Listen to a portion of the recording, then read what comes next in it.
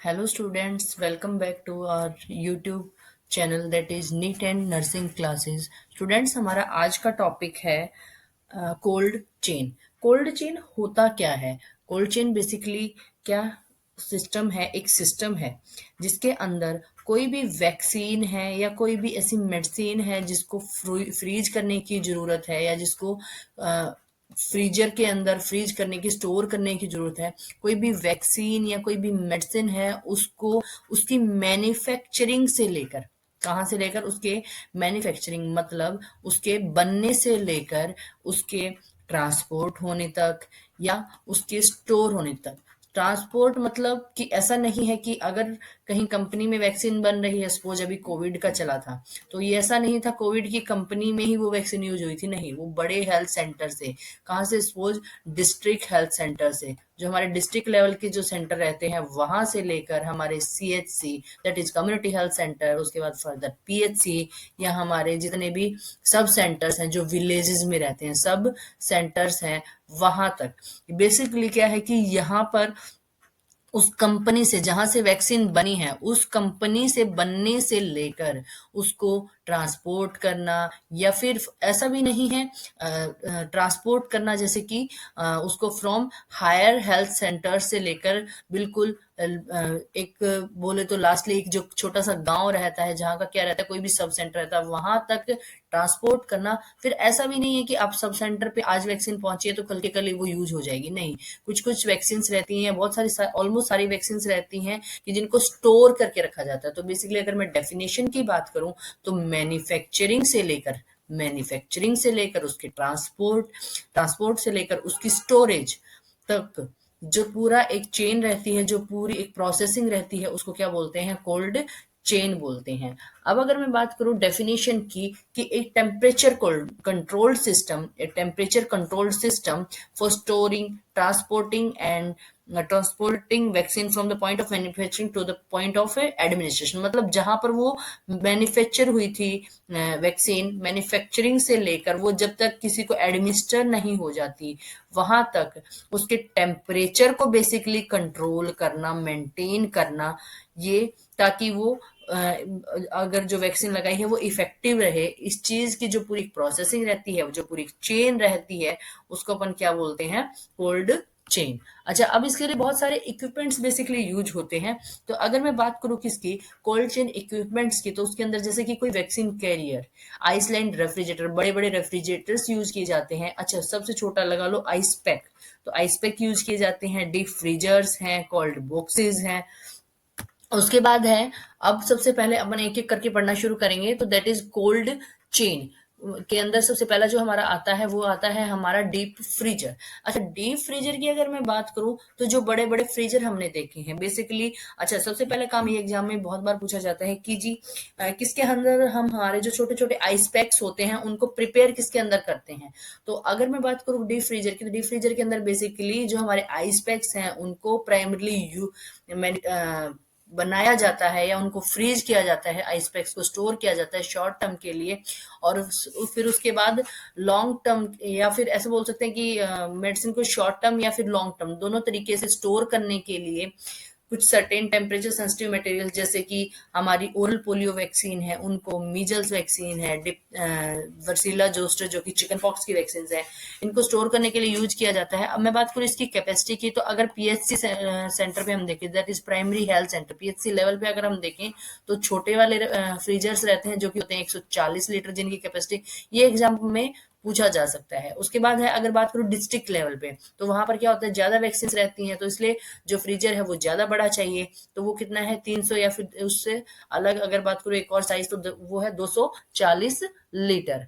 अब इसके बाद बात करते हैं डीप फ्रीजर की टेम्परेचर की, तो डीप फ्रीजर है वो -15 डिग्री सेल्सियस से लेकर -25 डिग्री सेल्सियस तक उसमें टेम्परेचर मेंटेन किया जाता है। ये एग्जाम पॉइंट ऑफ व्यू से बहुत ही इंपॉर्टेंट है, एग्जाम में पूछा गया है और आगे भी पूछा जा सकता है। तो अगर बात करें कि आइस पैक को प्रिपेयर करना है, वो अब वो उसका टेम्परेचर है, उसमें आप आइस पैक भी टेम्परेचर रहता है। अब बात करते हैं कि ये टेम्परेचर कितना है इसको मेजर जो हमें करना है कि हाँ ये टेम्परेचर कम नहीं है या इससे ज्यादा नहीं हुआ है, तो ये करने के लिए हमें ये टेम्परेचर का एग्जैक्टली पता कैसे रहेगा, तो वो पता करने के लिए हम एक डिवाइस यूज करते हैं जो कि होता है डायल थर्मामीटर। क्या होता है? Dial thermometer. अच्छा, जो ये डायल थर्मामीटर रहता है एग्जाम में, इसमें से क्वेश्चन किस तरीके से निकलेंगे, जो ये डिवाइस है जो ये दिख रहा है ये है हमारा क्या? Dial thermometer.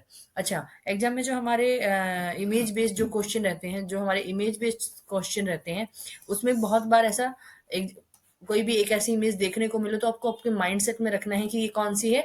Dial thermometer. Basically क्या किया जाता है कि जो वैक्सीन है उनका टेम्परेचर मेजर करने के लिए, या वैक्सीन जिस भी चीज में स्टोर है उसका टेम्परेचर मेजर करने के लिए, मॉनिटर करना है ओनली, या मेजर करना है, मेंटेन नहीं करना। मेंटेन करना और मेजर करना बहुत आर डिफरेंट। मेंटेन मतलब अगर कम है तो उसको ज्यादा ये नहीं कर पाएगा, ये सिर्फ इतना, इसका काम क्या है कि उस टेम्परेचर को मेजर करना है कि वो -15 डिग्री से कम है, ज्यादा है, -25 डिग्री से कम, ज्यादा, मतलब जितना भी हम लोग सेट कर रहे हैं, तो ये क्या होता है? Dial thermometer. अच्छा, एग्जाम में ना बहुत अब कैसा होने लगा है कि वो इमेज का नाम ना पूछ के सीधा उसका क्या पूछ लेता है? यूज, कि ये इमेज है, ये इंस्ट्रूमेंट है, ये किस चीज में यूज होता है, तो आपको ये ध्यान रखना है। अब बात करते हैं डीप फ्रीजर से आगे, आइस लाइंड रेफ्रिजरेटर, जो हमारा सेकंड था। तो आइस लाइंड रेफ्रिजरेटर कैसा होता है? एक रेफ्रिजरेटर जैसी चीज जिसमें बेसिकली 3 कंपार्टमेंट्स रहते हैं। एक रहता है अपर एरिया, एक रहता है मिडल एरिया और एक रहता है लोअर एरिया।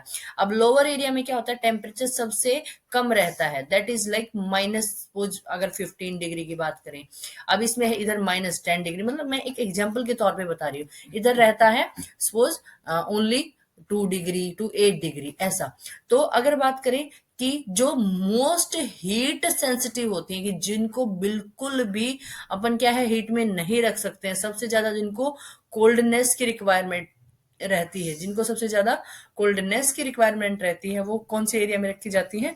लोअर एरिया में। जिनको थोड़ा सा और ऐसा है कि टेम्परेचर थोड़ा सा रजिस्ट कर पाती हैं, या थोड़ा सा जिनको कम टेम्परेचर की रिक्वायरमेंट रहती है, वो मिडिल एरिया में रखी जाती हैं। अब बात करें जो हीट रेजिस्टेंट, ये एग्जाम में पूछा गया था, आई डोंट रिमेम्बर ये एएसआईसी में पूछा गया था या जाने शायद पीजीआईएमएस रोहतक का क्वेश्चन है, कि जी जो हीट रेजिस्टेंट मेडिसिन है, मतलब जो हीट को रजिस्ट कर पा रही हैं, वो मेडिसिन जो हमारी वैक्सीन है वो हम कौन से हिस्से में रखते हैं? रेफ्रिजरेटर के। तो वो कौन से वाले में रखते हैं? अपर एरिया में रखते हैं। कौन सी? Heat resistant.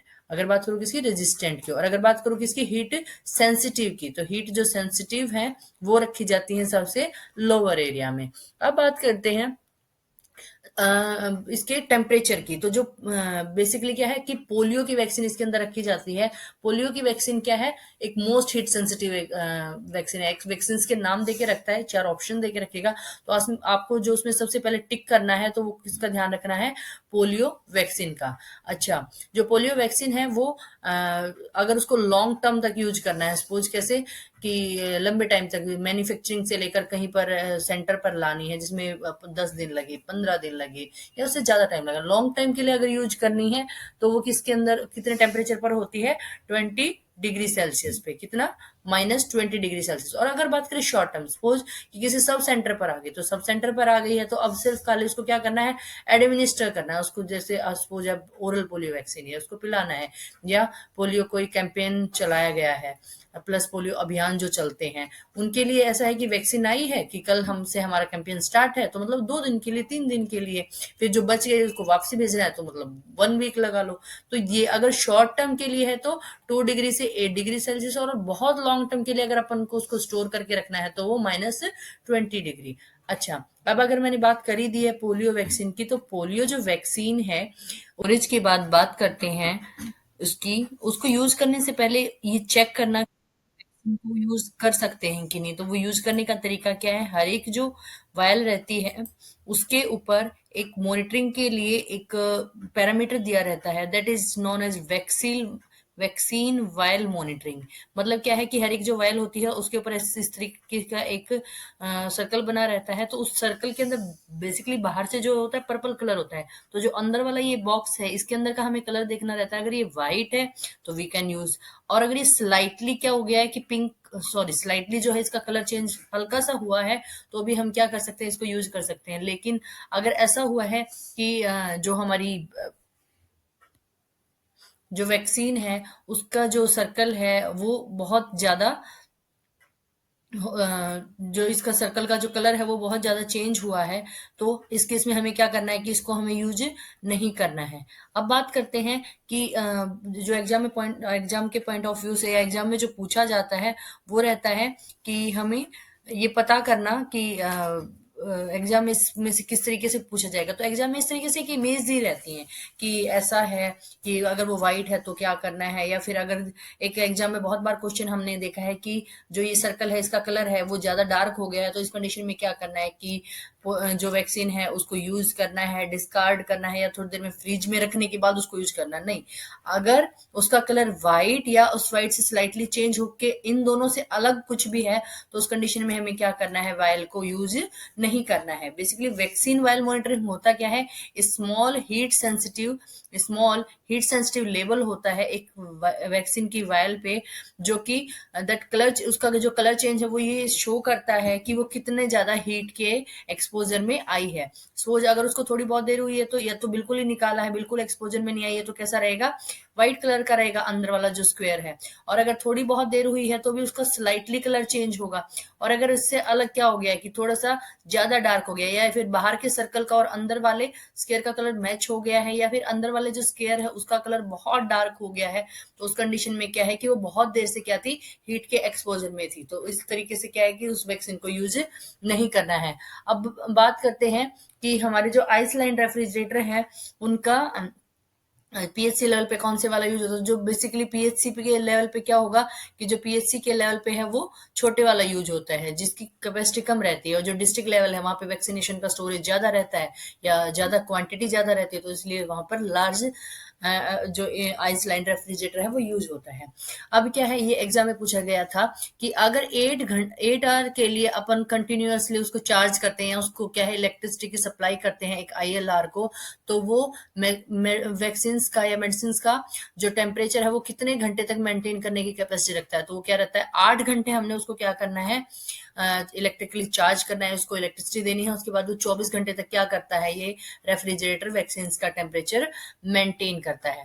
उसके बाद बात करते हैं कि बेसिक ये क्या होता है कि जो आइसलैंड रेफ्रिजरेटर है, ये आइस इसकी जो लाइनिंग्स रहती है, जो वॉल्स रहती हैं उसकी लाइनिंग्स पे क्या होता है कि आइस पैक भी अपन रख सकते हैं।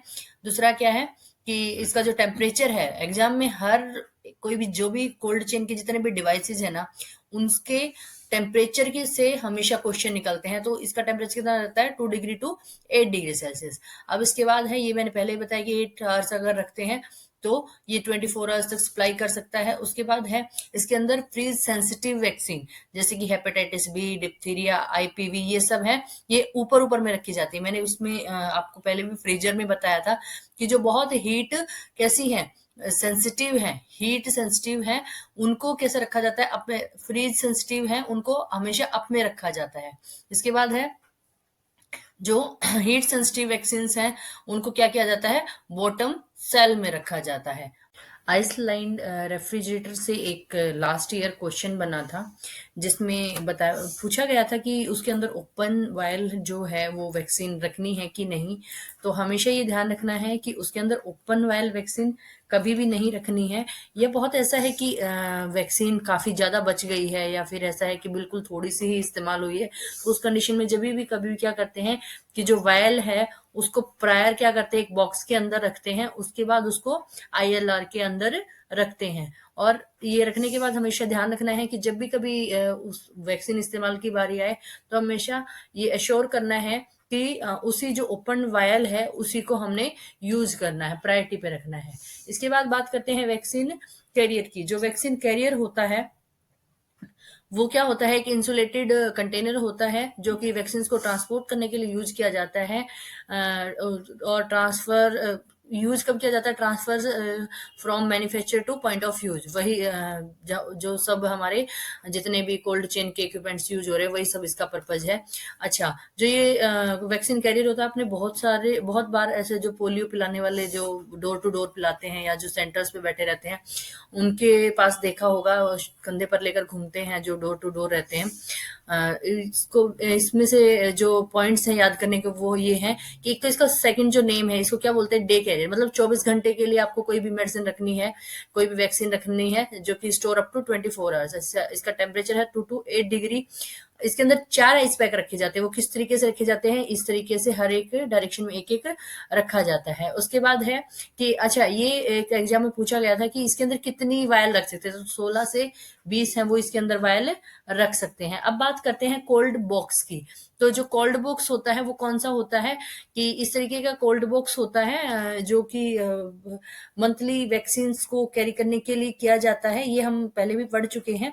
और अब है बात करें अगर इसकी, तो इसमें से जो एग्जाम में पहला पहला जो क्वेश्चन बनता है वो क्या रहता है कि कोल्ड चेन में का बेसिकली है क्या कोल्ड चेन। तो ये याद रखना है कि आइस को ट्रांसपोर्ट करने का डेफिनेटली नहीं है ये, और ये कोल्ड मटेरियल से मिलके बना है कोई चेन है, वैसा भी नहीं है। इसका जो एग्जैक्टली आंसर रहेगा वो क्या है कि स्टोर करना, ट्रांसपोर्ट करना वैक्सीन को उनके रिकमेंडेड टेम्परेचर पे, ये क्या होता है, कोल्ड चेन होती है। तो ये था हमारा आज का टॉपिक। अब बात करते हैं एक बीच में हमारा एक टॉपिक स्किप हो गया था, that is ice pack. Ice pack क्या होता है कि एक प्लास्टिक का कंटेनर रहता है जो कि फ्रोजन मटेरियल, जिसके अंदर क्या होता है बेसिकली पानी ही भरा होता है। अच्छा, ये कि उसको लॉन्ग टर्म तक कि फ्रोजन रहे तो उसके लिए उसके अंदर सॉल्ट यूज करते हैं, नहीं, ऐसा बिल्कुल भी नहीं है। स्ट्रिक्टली क्या होता है, सॉल्ट कॉन्ट्रा इंडिकेटेड होता है। स्ट्रिक्टली क्या होता है कि जो सॉल्ट है वो कॉन्ट्रा इंडिकेटेड होता है। तो और इसको -20 डिग्री पे टेम्परेचर पे क्या किया जाता है, प्रिपेयर किया जाता है। और क्या है, जो भी वैक्सीन कैरियर बैग होते हैं उनके अंदर क्या किया जाता है, आइस बैग, जो हमारे आइस पैक होते हैं, सॉरी, उनको अच्छा, ये है कि अब सपोज ये किसमें, रेफ्रिजरेटर में या जो भी हमारा ILR है उसके अंदर बन रहे हैं, उसके अंदर इसके स्टोर किया गया है। उसके बाद हमें इसको वैक्सीन कैरियर के अंदर रखना है। वैक्सीन कैरियर के अंदर ही तो रखते हैं, जैसे पोलियो की वैक्सीन है उसको, उसका टेम्परेचर 2 to 8 डिग्री मेंटेन करने के लिए क्या करते हैं, साथ में क्या करते हैं, 4 आइस पैक रखते हैं, जो अभी हमने पढ़ा था। तो क्या करना होता है, मतलब ऐसा है क्या कि हम सीधा ही रेफ्रिजरेटर से निकालें या ILR से निकाल के हम सीधा ही इसको ice pack, sorry, vaccine carrier bag में डाल दें, नहीं, ऐसा नहीं करना होता है। बिकॉज जो हमें वहां पर टेम्परेचर रखना है वो 2 to 8 डिग्री रखना है, और इसको जो प्रिपेयर किया गया है वो -20 डिग्री में रखा गया, तो ये टेम्परेचर वेरिएशन हो जाएगा। तो इसलिए कभी भी जो वैक्सीन कैरियर जो बैग रहता है उसके अंदर इसको रखने से पहले एक बार क्या करना होता है, रूम टेम्परेचर पे इसको लाना होता है, उसके या रूम टेम्परेचर पे थोड़ी देर के लिए रखना होता है। उसके बाद क्या है, हम इसको वैक्सीन कैरियर बैग में रखते हैं ताकि इसका टेम्परेचर है वो इंस्टेड ऑफ -20 डिग्री की बजाय कितना, -20 डिग्री सेल्सियस की बजाय कितना मेंटेन रहे, 2 to 8 डिग्री सेल्सियस। तो ये था हमारा कोल्ड चेन के बारे में सब बातें। इसके रिगार्डिंग जो भी एग्जाम में क्वेश्चन जो बनते हैं वो आपको जो शॉर्ट्स वीडियो रहेंगी मेरे ही चैनल पर उस पर मिल जाएगा। मैं लिंक डिस्क्रिप्शन बॉक्स में डाल दूंगी या कमेंट बॉक्स में भी आपको मिल जाएगा। और अगर वीडियो पसंद आई हो तो वीडियो को लाइक और शेयर कर दीजिएगा। चैनल को सब्सक्राइब करना मत भूलिएगा। Thank you so much student, मिलते हैं नेक्स्ट इम्पोर्टेंट कोई भी टॉपिक पर वीडियो में। Okay, thank you.